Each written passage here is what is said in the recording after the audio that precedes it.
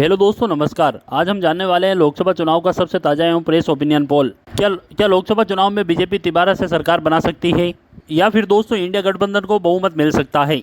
आपकी जो भी राय है हमें कमेंट बॉक्स में जरूर बताएं। आपने अभी तक इस वीडियो को लाइक नहीं किया तो इस वीडियो को लाइक कर दें और इस चैनल को सब्सक्राइब कर लें। चलिए बात करते हैं सबसे बड़े राज्य उत्तर प्रदेश की।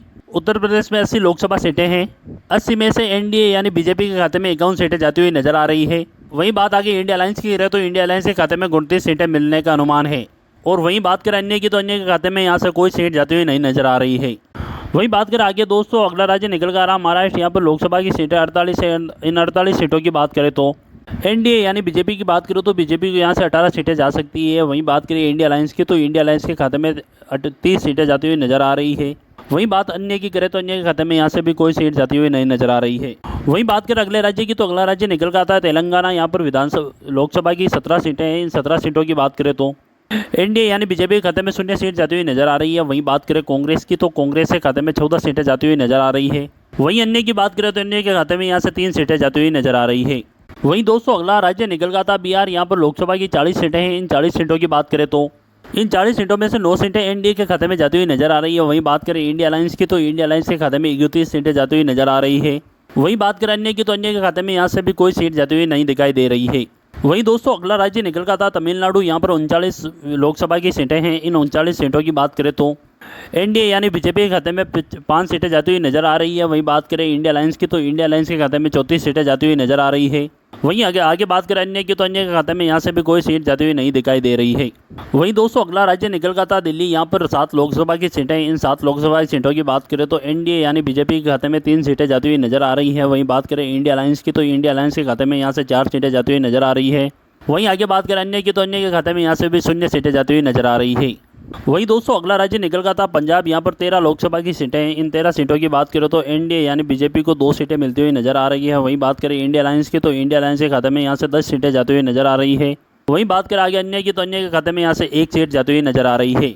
वहीं दोस्तों अगला राज्य निकल का था मध्य प्रदेश। यहाँ पर लोकसभा की सीटें 29 है। इन 29 सीटों की बात करें तो एनडीए यानी बीजेपी के खाते में 10 सीटें जाती हुई नजर आ रही है। वहीं बात करें इंडिया अलायंस की तो इंडिया अलायंस के खाते में 19 सीटें जाती हुई नजर आ रही है। वहीं आगे बात करें अन्य की तो अन्य के खाते में यहाँ से कोई सीट जाती हुई नहीं दिखाई दे रही है।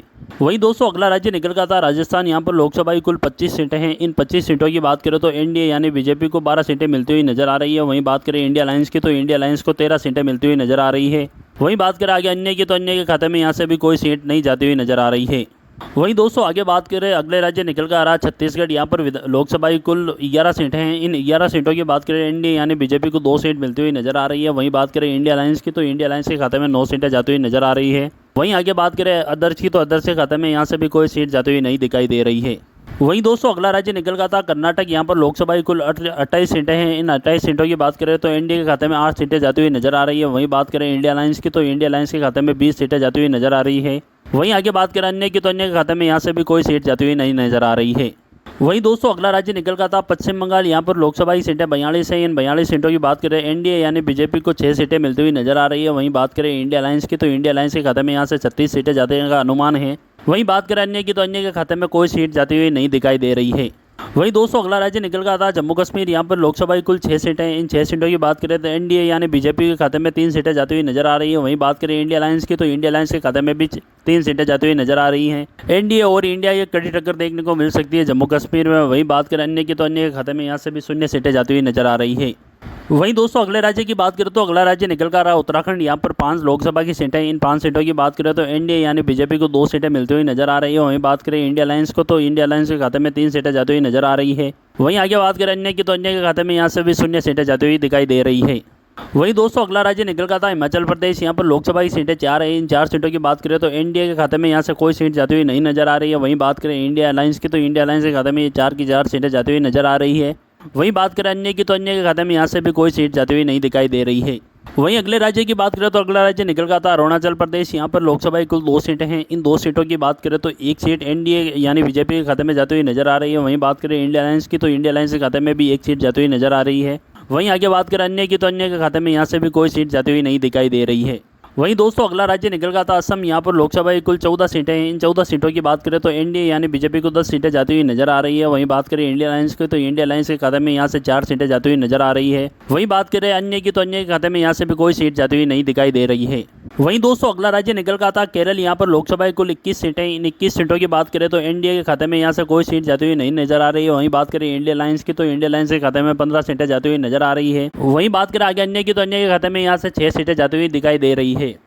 वहीं दोस्तों अगला राज्य निकल गया था उड़ीसा। यहाँ पर लोकसभा की कुल 21 सीटें हैं। इन 21 सीटों की बात करें तो एनडीए यानी बीजेपी को 5 सीटें जाती हुई नजर आ रही है। वहीं बात करें इंडिया अलायंस की तो इंडिया अलायंस को यहाँ से 6 सीटें जाती हुई नजर आ रही है। वहीं आगे बात करें अन्य की तो अन्य के खाते में यहाँ से 10 सीटें जाती हुई दिखाई दे रही है।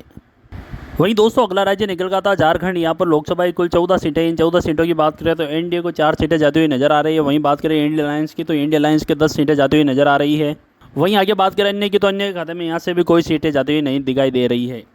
वहीं दोस्तों अगले राज्य की बात करें तो अगला राज्य निकल गया आंध्र प्रदेश। यहाँ पर लोकसभा की सीटें कुल 25 है। इन 25 सीटों की बात करें तो एनडीए के खाते में कोई भी सीट जाती हुई नहीं नजर आ रही है। वहीं बात करें इंडिया अलायंस की तो इंडिया अलायंस के खाते में यहाँ से 8 सीटें जाती हुई नजर आ रही है। वहीं बात करें अन्य की तो अन्य के खाते में यहाँ से 15 सीटें जाती हुई नजर आ रही है। वहीं दोस्तों अगले राज्य की बात करें तो अगला राज्य निकल गया था गोवा। यहाँ पर लोकसभा की कुल 2 सीटें। इन 2 सीटों की बात करें तो एनडीए के खाते में 1 सीट जाती हुई नजर आ रही है। वहीं बात करें इंडिया अलायंस की तो इंडिया अलायंस के खाते में भी 1 सीट जाती हुई नजर आ रही है। वहीं बात करें अन्य की तो अन्य के खाते में यहाँ से भी कोई सीट जाती हुई नहीं दिखाई दे रही है।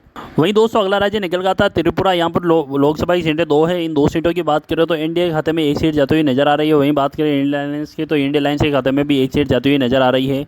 वहीं आगे बात करें अन्य की तो अन्य के खाते में यहाँ से भी कोई सीटें जाती हुई नहीं दिखाई दे रही है। वहीं दोस्तों अगला राज्य निकल गया था मेघालय। यहाँ पर लोकसभा की 2 सीटें हैं। इन 2 सीटों की बात करें तो एनडीए के खाते में 1 सीट जाती हुई नजर आ रही है। वहीं बात करें इंडिया अलायंस की तो इंडिया अलायंस के खाते में भी 1 सीट जाती हुई नजर आ रही है। वहीं बात करें अदर्स की तो अदर्स के खाते में यहाँ से भी कोई सीट जाती हुई नहीं नजर आ रही है।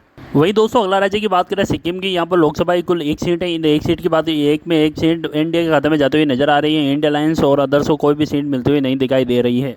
वहीं दोस्तों अगला राज्य निकल गया था गुजरात। यहाँ पर लोकसभा की सीटें 26 है। इन 26 सीटों की बात करें तो एनडीए के खाते में 17 सीटें जाती हुई नजर आ रही है। वहीं बात करें इंडिया अलायंस की तो इंडिया अलायंस के खाते में यहाँ से 9 सीटें जाती हुई नजर आ रही है। वहीं बात करें आगे अन्य की तो अन्य के खाते में यहाँ से भी 0 सीटें जाती हुई दिखाई दे रही है। तो दोस्तों वीडियो पूरा देखने के लिए धन्यवाद। ऐसी वीडियो आगे देखने के लिए चैनल को सब्सक्राइब कर लें। धन्यवाद।